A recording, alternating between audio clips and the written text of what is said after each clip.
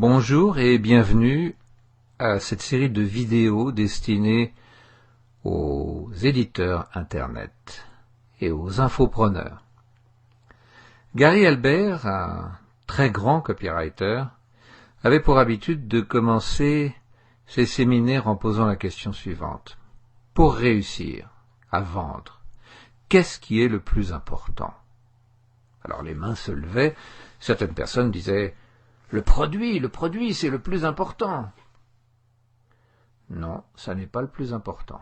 D'autres « Le plus important, bien sûr, c'est le document de vente, c'est le copywriting ». Non, ça n'est pas le plus important. D'autres personnes disaient encore c'est la présentation, c'est quantité de choses. Et finalement, ils disaient bien non, le plus important, c'est le marché. Si vous vendez par exemple des hamburgers, le plus important, c'est d'avoir une liste de gens affamés. Eh bien, nous allons parler de cela aujourd'hui, de votre marché. Car ce qui vous intéresse, ce n'est pas de vous retrouver devant une masse de gens qui vous tournent le dos et qui ne s'intéressent pas à ce que vous vendez. C'est bien au contraire d'avoir quantité de gens qui sont là et qui ont envie de ce que vous vendez, de ce que vous allez leur vendre, qui sont intéressés par votre produit. Or, aujourd'hui, 98% des sites web, des gens qui démarrent des sites web, se retrouvent devant des chaises vides. Alors, vous devez éviter à tout prix cela. Quels sont les moyens? Bien, le moyen, c'est d'étudier votre marché, de vous poser des questions sur qu'est-ce qui marche, qu'est-ce que j'ai envie de faire. Alors, la première clé, un des moyens que j'utilise, c'est de rentrer dans les kiosques à journaux et de regarder les magazines. Alors, qu'est-ce qui se passe? Vous avez tout d'abord des rayons. Là, par exemple, ça c'est une vente d'abonnement en ligne, et vous avez des rayons, actualité, animaux, art, littérature, astrologie, etc. Tout ça, ce sont des marchés potentiels. Et vous pouvez voir combien, pour chacun de ces marchés potentiels, il y a de magazines. Mieux encore, vous pouvez prendre un magazine en main, l'ouvrir, regarder dans ce qu'on appelle l'ours, c'est-à-dire un petit carré dans lequel il y a le nom du directeur de la publication, etc. Et il y a aussi le tirage de la revue. Et ça vous donne tout de suite, pour le sujet qu'il traite, le potentiel de clients qu'il y a. Mais ce n'est pas tout. Les librairies sont aussi intéressantes. Regardez dans les librairies ce qu'ils mettent dans les vitrines. Sur les librairies en ligne, comme par exemple Amazon, ici, vous avez une rubrique qui se nomme « Nos meilleures ventes ». Alors évidemment, vous voyez que la meilleure vente d'Amazon, c'est « Je ne sais pas maigrir ». Donc un livre sur l'amaigrissement. Qu'est-ce que ça vous dit? Bien sûr, l'amaigrissement est un énorme marché. Ensuite, un autre moyen de réussir, c'est de comprendre qui sont ceux qui réussissent aussi bien sur Internet que en vente par correspondance ou que dans les abonnements de magazines. Tous ces gens ont des listes et ces listes sont très souvent à louer. Donc si vous allez sur des sites de location d'adresses, par exemple, ou de location d'email, vous allez voir quels sont les fichiers disponibles et les potentiels de chacun de ces fichiers. Et cela vous donnera une information vitale sur le potentiel du marché qui vous intéresse. Ensuite, il y a le web, Google, Alexa. Prenons par exemple Google. Alors, vous allez sur Google et puis vous vous intéressez, imaginons, à vendre un livre sur comment dresser son chien. Voilà, dresser son chien. Vous vous rendez compte qu'il y a quand même 5000 pages sur dresser son chien. Et si vous mettez dresser mon chien, est-ce que c'est la même chose? 5000 pages. Là, on n'en a plus que 945. Et si vous remplacez chien par chat, qu'est-ce qui se passe? Eh bien, vous avez plus que 234 pages. Alors, il y a un marché. Et peut-être que ce marché est intéressant. Il y a des marchés très petits qui sont intéressants, mais à une condition, c'est de pouvoir vendre des produits extrêmement chers. Et là, ça n'est certainement pas le cas.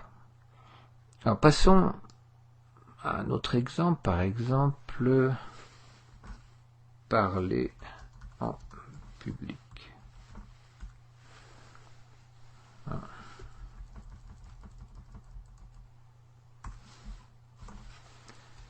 Bien, parler en public, c'est quand même 95 400 pages.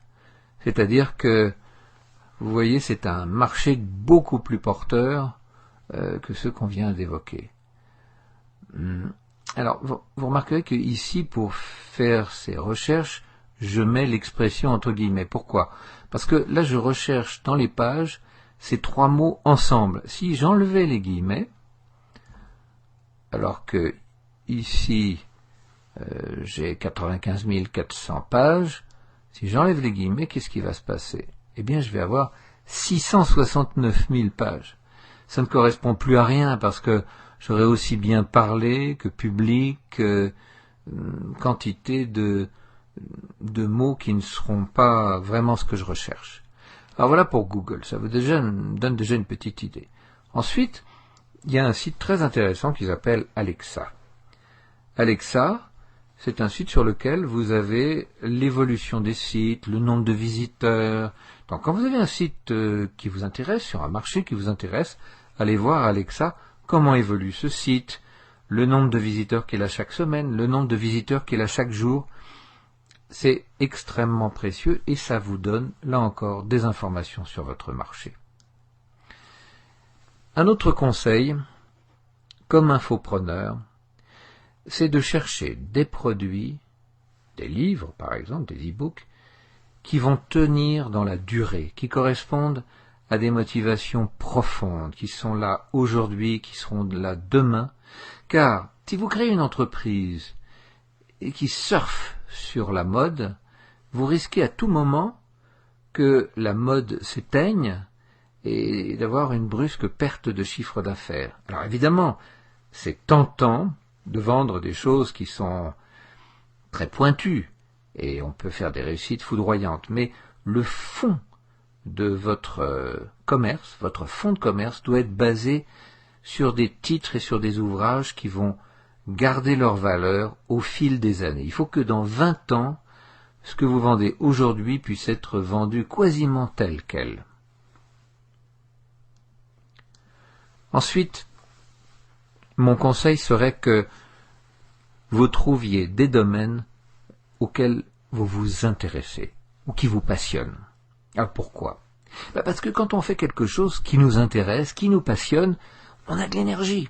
On a l'énergie pour chercher de l'information, on a de l'énergie pour aider ses clients, on a de l'énergie pour acheter les produits des concurrents pour se renseigner, on a de l'énergie pour tout ce dont on a besoin pour réussir.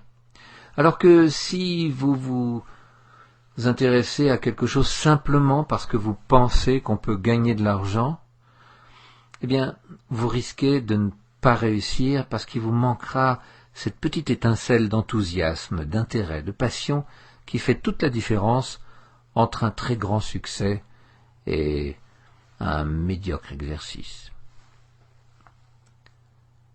Enfin, je vous conseille de trouver des ouvrages qui apportent des solutions à des problèmes. En d'autres termes, ne pensez pas que vous allez faire fortune en vendant des romans ou en vendant des poèmes. C'est possible, certaines personnes peuvent y parvenir, mais c'est 1000 fois plus difficile que de vendre des solutions à des problèmes.